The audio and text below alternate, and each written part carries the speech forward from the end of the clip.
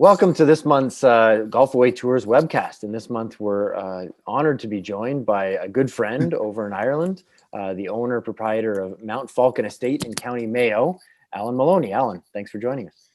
Hey, TJ, how are you doing? Thanks for having me on. Well, thanks for joining us. And we wanted to really focus a little bit on the west coast of Ireland because we love it so much. We love your property. So before we get started, tell me a little bit about yourself and your journey to getting to this point of running your great estate there in County Mayo. Yeah, well, just by way of a little bit of background that might be of interest, I'm one of four boys, second youngest, son of a diplomat who effectively worked all around the Middle East, primarily where I was born. Actually born in Jerusalem in Israel and lived most of my life all around the Middle East. Spent my childhood summers coming back here to the west of Ireland. And so ancestry emanate from the county here. I come from a family of outdoor kind of activists. We're big into shooting and fishing, and there's no better place than the west of Ireland. So all those childhood memories, my dad, he was away for 42 years. And his dream was to retire to the west of Ireland, which thankfully he did. And he had 20 odd years of good health and happiness. Unfortunately, no longer with us anymore. But I suppose that was a bit of a catalyst because I always loved the west of Ireland. I love the people, I love everything about it. And the fact that my passions, the outdoors, shooting and fishing is down here. So it always had a strong affiliation with me. And I wanted to set up a business here so I could be close to my parents. And that's what I did. So I bought this property in 2002. It was very much probably a derelict country house, I suppose, probably the best way to describe it. So I set about a plan to develop it, turn it into a hotel, and I've developed 45 lodges around the estate as well. It's a relatively small estate, about 100 acres. It's in a really great location to explore the whole western seaboard of Ireland. And I mean, apart from the topography, which is stunning, as you can imagine, between the coastline, the cliffs, the beaches, the mountains, the lakes, the rivers. I mean, it's one of the most pristine environments. And I know from a lot of our Canadian guests that are being here, they often make comparisons with parts of Canada because that's what it's like. So as I said, bought the property in 2002. Took me a couple of years to get a planning permit, raise the finance and developed it, and then opened it as it is today, effectively in 2007, would you believe, TJ? So yeah, I've been operating since. So that's a quick kind of background. The project was my baby. I found the property, I put the money together. My two brothers, who are successful businessmen, have supported me. So they're my partners in it, but it's my own business. I set it up and we run it just like a company. I act as chief executive. I report to a board, of which are my two brothers. And to be honest, I couldn't have done it without them. So it's very much a family business as well. The guys are fully engaged and supportive of it. And as I said, probably wouldn't have got it out of the ground without them. So that's just a quick summary and history behind it.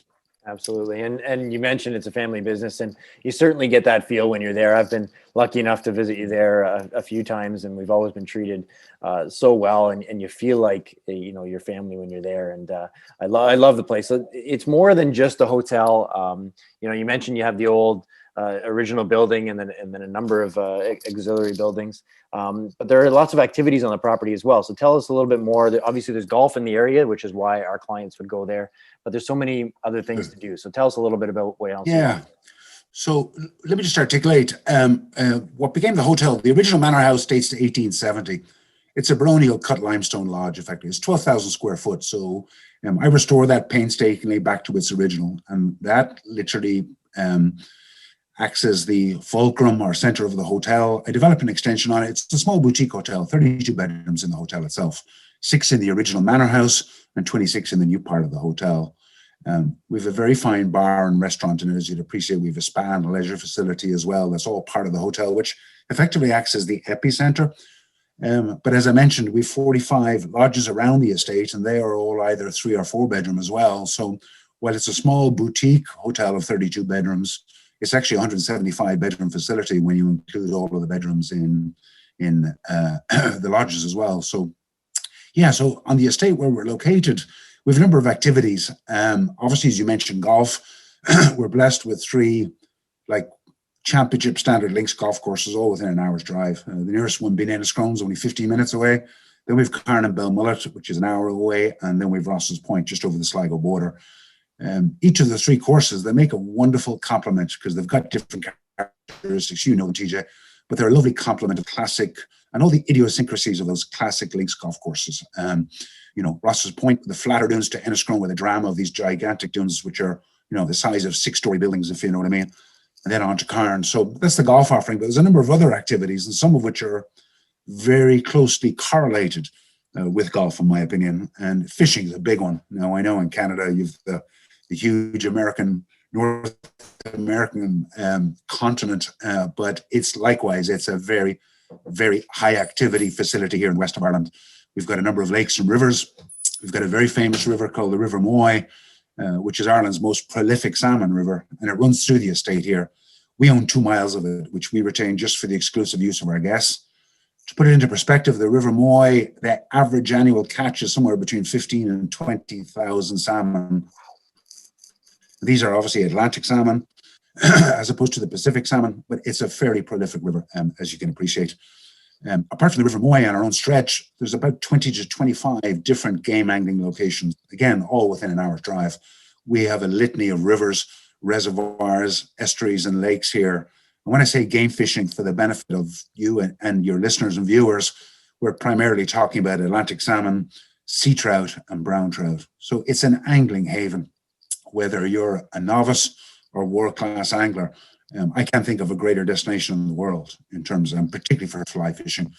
And when you bundle and package with that the combination and correlation with the links golf courses, I would literally, as I have done all my life, I've challenged any Scot to find a location anywhere in the world where you've got both activities that are co-located, that are only 15 minutes apart. So fishing is a very big activity. The seasons coincide, obviously. Our game season here is obviously during the summer, which is obviously the time where most people from North America would come, as hardy as you Canadians are. Being out on the links courses in January and February, it's tough. But most of our visitors would come from, let's say, from April on to the end of September. So the main activities outdoor are these extraordinary links golf courses and the extraordinary fishing that we have. We've got a number of other activities here on site, which are also very popular. We've got a falconry offering, which has become a signature offering here. It's very much a wonderful experience. We've got about 16 birds of prey here in our aviaries here, and we've got falconers where we bring people out. It's an interesting activity, particularly for families. There's a lot to be learned from it. But, to get up close to these wonderful creatures and bring them out in the wild and hunt with them is a great experience as well. But that's available here on the estate. We've also got a clay pigeon shooting or a skeet shooting ground, which is, again, very popular with the golfers too. More often than not, if the guys, they're golfing in the morning, playing links, they're fishing in the afternoon on the river here. By the way, if, and most of them do catch salmon, if they catch them in time, our chefs can cook them for dinner as well. And there's very few places in the world where you can have that privilege. But normally what we do then before dinner, we bring the golfers down to the clay pigeon shooting ground. We tend to bring a couple of cold beers as well down and have a bit of fun at the clay pigeon shoot, which is very popular. In terms of other activities for the families, we've got archery, and we have a stocked lake here. We have a small lake here, which we stock with trout. And that's literally to teach people to fly fish. We get a lot of people who come to the region who have an aspiration to fish. And as I mentioned already, it's an ideal location, whether you're a novice or whether you're a world-class fly fisherman. Speaking of which, we get a lot of well-known people who come fly fishing. A lot of the golfers, the professional golfers. We've had Mark O'Meara has been here several times. Tiger was with him 1 year. John Cook, Scott McCarron, Joachim Eggman, Darren Clark, Nick Faldo. A lot of people think they come, obviously for the wonderful golf courses, but actually it's not, DJ. It's actually the fishing. They are avid fishermen. And as I said, the region here, apart from the River Moy, there's a wonderful, bountiful offering of both activities. So those are the prime activities. I mean, those are the activities that are available here on site. But I mean, within the vicinity, and I mentioned this already to you, within an hour and a half drive, everything on the western seaboard here is accessible. So there's a plethora of other activities you can do, from anything outdoor, trekking, mountain walking, kayaking, sailing, yachting. There's a whole spectrum of activities that are all available. One of the probably more popular, for our guests anyway, is equestrian activities as well when they come. And again, there's a whole range of equestrian facilities around the area. A lot of families that would come. We get a lot of multi-generational visitors that come as well, apart from the golf. And it's an ideal base then to explore the Western region, because apart from the extraordinary topography, the activities, there's a litany of cultural and heritage sites all around the area as well. So what I'm trying to say is there's something for everybody. And while the estate itself we're also close to a very good town, our local town of Ballina. I mean, I say to all our visitors from North America, and particularly given the cultural linkage between, obviously, North America, obviously, and Ireland, as nice as our place is here, and as you know, we've got a wonderful restaurant, we've got a wonderful bar, but I encourage everybody just to hop in a cab and get into town, because that's what Ireland is all about, as you know, and particularly the Western Seaboard, because it's about the people. They're the soul of the place. I tell them all, get in a car, get in a cab, head into town, and just follow your ear, because Ireland is all about what we call a crack, which is, the joviality, going into the pubs and restaurants around. That's what the real experience is all about. I mean, everything else are the reasons to come, but as you know only too well, that's the main thing, And as I said, Ballina, 3 miles away.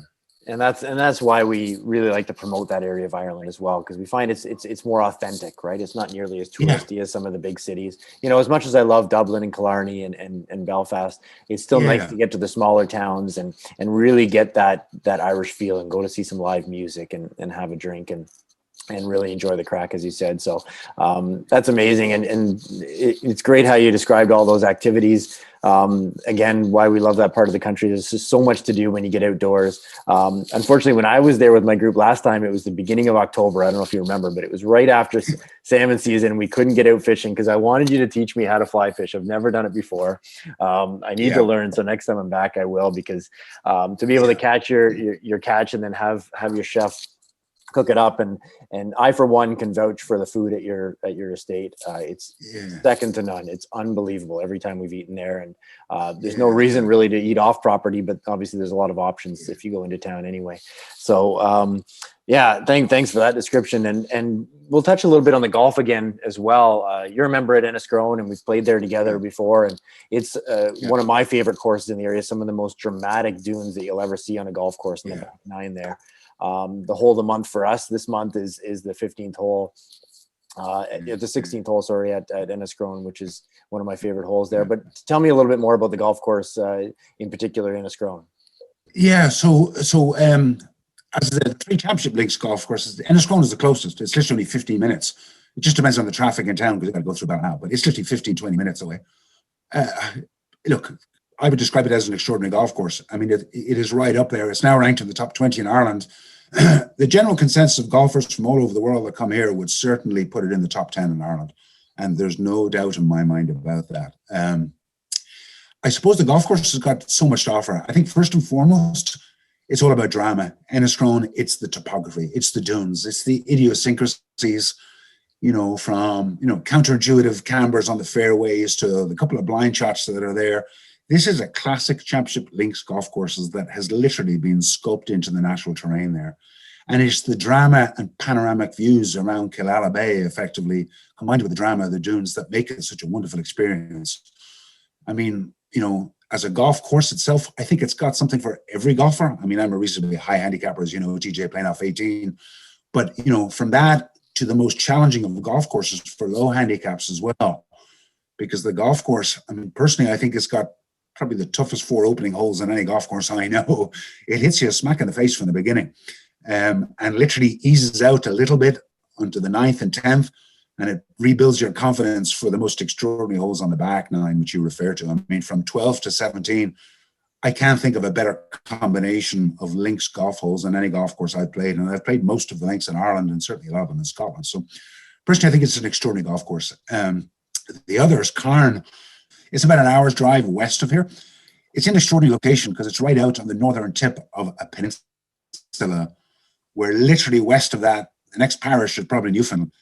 That's where it is. People traveling out there, they can't even believe there's a links golf course out there.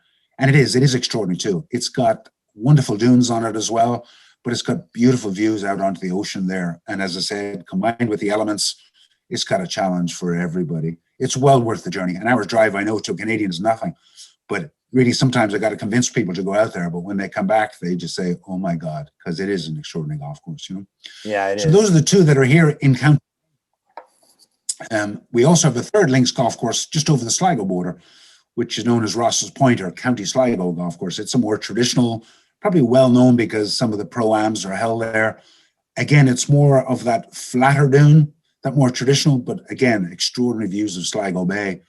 So between the 3 golf courses, all of which complement each other, And it's the one thing, TJ, that I keep hearing time and time again from golfers all the time, because apart from the other attributes, and this isn't a boast in any way, the one thing they do love about our place is they don't have to pack a bag every day and keep moving. They love the fact that they can stay here for a couple of days, play 3 different golf courses, you know, go fishing, do the clay pit and shoot, and get into town and enjoy the crack. Because at the end of the day, that's really what it's all about, you know. Absolutely. Yeah, what an awesome place to stay. So we talked a little bit earlier about the timing of year and the seasons for the fishing and the golf and so on. But to finish this off, I just wanted you to let us know what you think is the best time of year to visit that part of Ireland. Yeah, it's funny. A lot of people, particularly when I travel over to North America, ask me that question. I mean, you know, put it in the context where, you know, most of our North American visitors would come from April until the end of September. Obviously, during July and August, we've got our own vacation period here domestically. So, you know, things tend to get a little bit busier. Now, as I said, on the Western Seaboard, you know, it's not hectically busy like it can be in the Southwest, as you know, TJ. But, you know, when people put a gun to my head and say, look, you know, when is the best time? When would you pick? For 2 different reasons. My advice is always May or September. And for 2 different reasons. May, typically, one, because the weather can be just as good as it can be, you know, in July and August anyway. But May, the country is in its prime vibrancy. All of the greenery, it is in its prime. The topography is stunning. The weather tends to be good. It tends to be less busy, although it never gets busy as it does down the Southwest. But as well as that, there's also a better value proposition too, because it's busier. So May for me, for that reason, and other than that, September. Again, likewise, it gets a little bit quieter, obviously, in September, as Irish kids and families go back to school and that. But again, that autumnal, it's the change in the colors, the kaleidoscope across the topography and the changing the colors in September. And the weather can be just as good because it can be unpredictable, as you know, on the Western Seaboard anyway. So for those 2 reasons, for me, May and September are more often than not the 2 months that I would specifically recommend, you know. And those are the popular times for Canadians to go over anyway, given that we don't like to give up our June, July, August here because our summer is so short to begin with. So most Canadians go over in the spring and fall. So, well, Alan, you know, it was great catching up. You know, it'd be great to be catching up in person. Normally we are in Orlando this week at the PGA show, you know, sharing a drink and having a good time. But it's a different year. We look forward to catching up with you hopefully later in 2021 in person. But in the meantime, thank you very much for doing this. It's always a pleasure hearing you talk about your property and Ireland. You're such a great ambassador for the destination, and we look forward to sending more people your way. Well, look, as I said, TJ, many thanks. Thanks for the opportunity. Obviously, look forward to catching up. Certainly, if I can, just add that certainly from, you know, many of the Canadian guests that have been here, it really resonates with them. You know, as you said, it is a more authentic, it's a more rustic, a more authentic experience on the Western Seaboard. And they really enjoy it. You know, they take on the elements. They get out there and they indulge in it. As I said, it's the people. And people obviously react to that, as you know. And all I can say is you won't get a better welcome anywhere in the world, because that's what I always loved about the West of Ireland. It's about the people, you know. Absolutely. Well, that's great. So thanks again, and I look forward to catching up.